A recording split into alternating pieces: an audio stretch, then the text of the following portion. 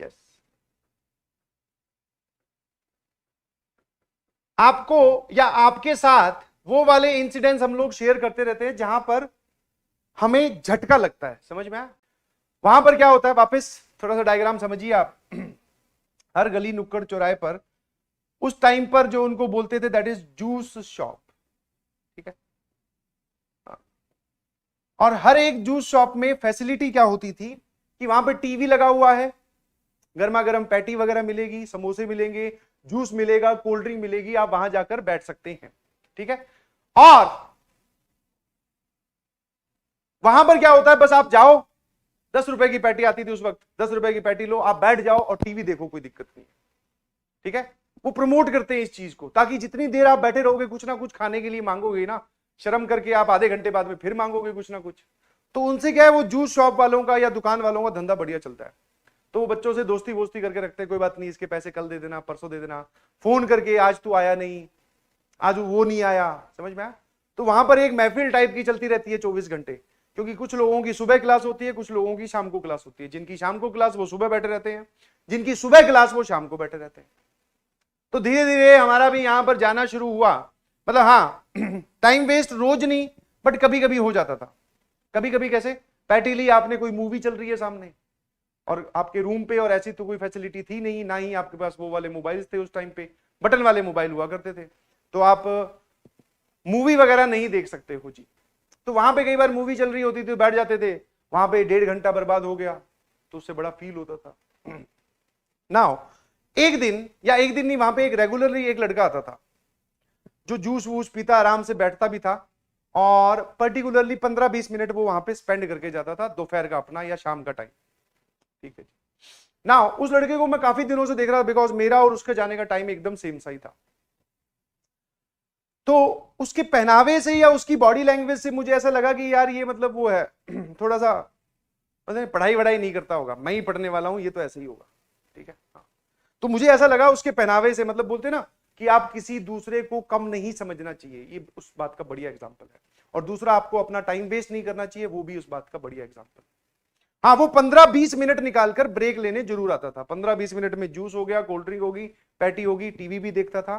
मैं ये नहीं बोल रहा हूं कि आया खाया और भाग गया, नहीं जी, तसल्ली से अखबार वखबार भी पढ़े रहते थे, पढ़ता था,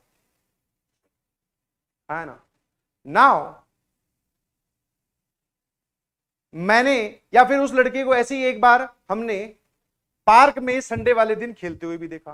संडे वाले दिन क्रिकेट भी चलता था वहां पे, कोई दिक्कत नहीं है, टेस्ट दे के आओ, टेस्ट देने के बाद में शाम को क्रिकेट खेलते थे।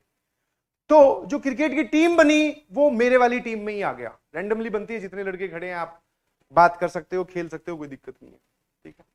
तो क्रिकेट का मैच वगैरह हुआ, खेले, जीते हारे का कोई आइडिया नहीं है, शायद हम लोग हारे ही थे।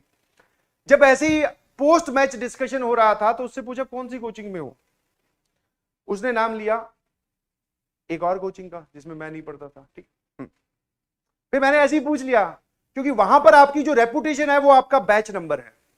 आप कितने अमीर हो, कैसे दिखते हो, आपके पास कितना बैंक बैलेंस है, गाड़ी है कि साइकिल है कि पैदल हो, ये कुछ मैटर नहीं करता।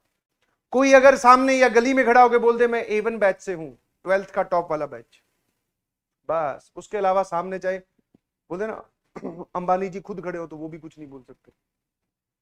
और इधर 11th का टॉप वाला बैच इज P, तो बोले P1 से हूं।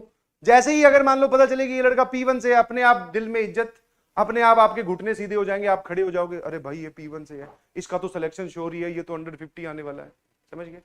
तो उससे मैंने बैच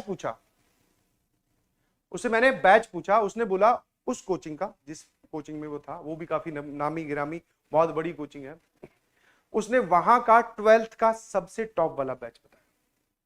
और जैसे ही उसने ये बताया मेरी हालत खराब। मैंने कहा यार तू तो टाइम वेस्ट करता है, तू तो वहां आता है, तू क्रिकेट भी खेल रहा है, आज तू क्रिकेट भी खेल रहा है, वहां भी आता है, और तू बोल रहा है कि उस बैच में हूं। तो बोले उससे क्या फर्क पड़ता है, बोले उससे क्या फर्क पड़ता है। मैंने कहा नहीं, हमें तो ऐसा लगता है कि उस बैच वाले जो होते हैं वो तो सांस भी नहीं लेते होंगे, नहाने धोने का टाइम बचाते हैं, रात को नींद ना जाए उसलिए कॉफी खाते हैं, है ना, अलग अलग तरीके से। बोले वो सब बातें ठीक है, बट रिलैक्स और ब्रेक ये लोग भी लेते हैं, आराम से एंजॉय भी करते हैं।